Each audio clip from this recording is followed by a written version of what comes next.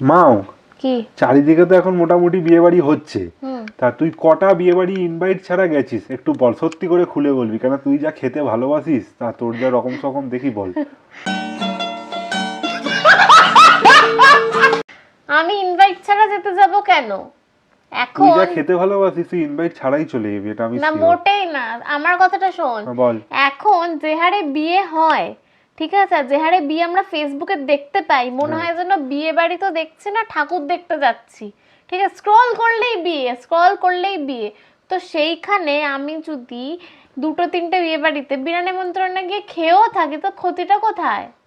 তো ক্ষতি কি? মেয়ের বাবার যে ওদিকে ফাটছে, মেয়ের বাবা কত কষ্ট করে লোক নেমন্তন্ন তো করেছে, করুক না, হ্যাঁ, আমার তো তুই যদি বিনা খাওয়াছে ইনভাইটে মতলব। গিয়ে যদি এরকম খেয়ে নিস, এটা কি ঠিক? এই তোর বিয়েতে কেউ এসে খায় এরকম?